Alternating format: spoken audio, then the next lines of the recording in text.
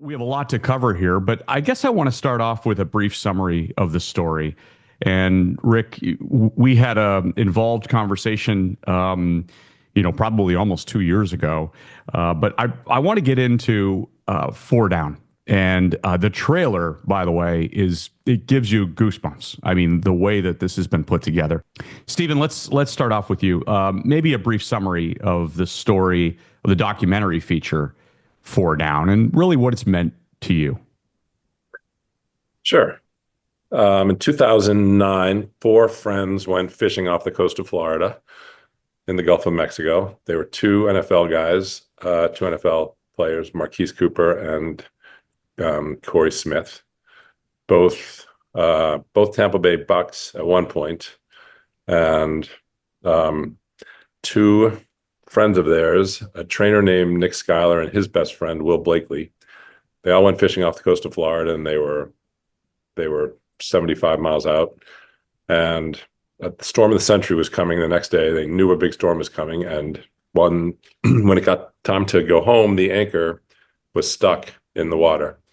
And rather than cut the anchor, which would have cost a few $100, they made the unfortunate decision to try and rev the engine and try and pull the anchor up. And in revving the engine, the boat capsized, bow over stern, and all four guys were thrown into the water.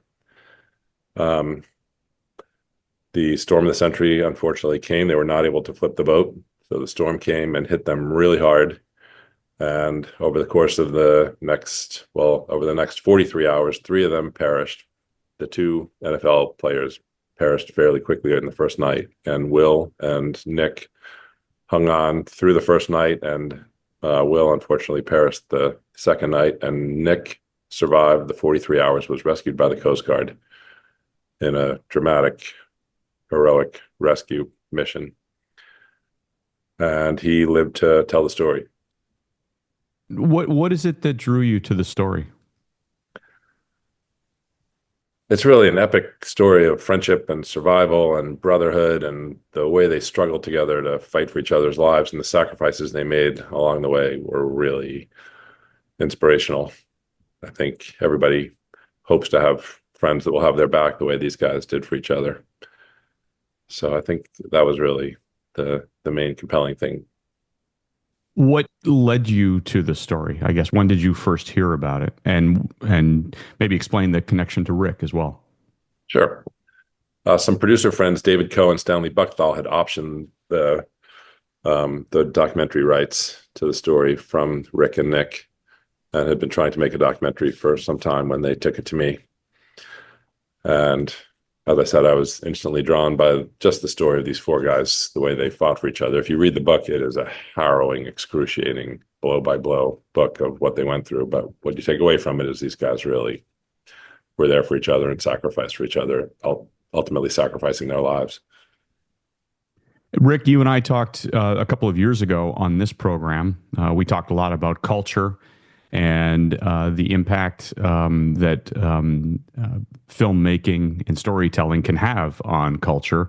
And I know you've been drawn to this entire story for quite some time. Give us a little bit of your perspective, a refresher for the audience, if you would. Sure. So Nick's family reached out to me just days after the accident. So this was early March of 2009.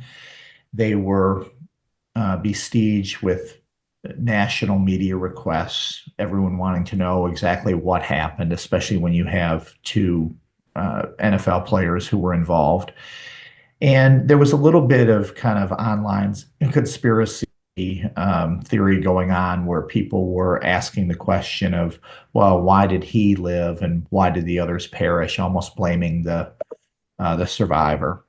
And it just felt to me at the time that it was extremely unfair, and the family needed some help in fielding the number of requests. And so we had an associate in our Tampa office who was friends with Nick and his family, and so the family reached out and asked if we would get involved. And after some conversations, I said, yeah, we would do that. And that started this journey.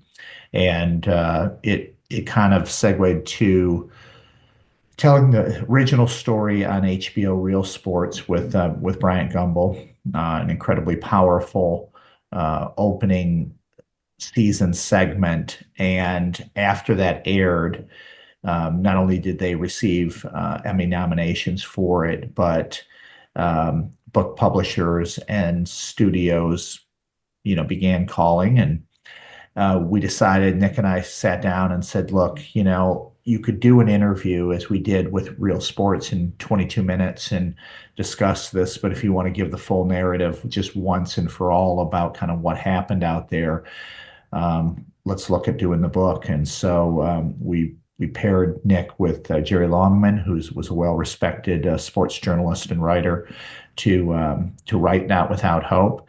That became a New York Times bestseller, went to the top, led to Oprah Winfrey special and his appearance on morning shows and evening shows with Larry King and so on. And it, from there it just kind of grew, and that began the journey of the book. I should back up, was published 1 year after the anniversary of Nick's rescue. And really then from there, studios began calling, and we've gone through this development process with both For Down and Not Without Hope. So there's obviously a feature version of the film also coming out later this year.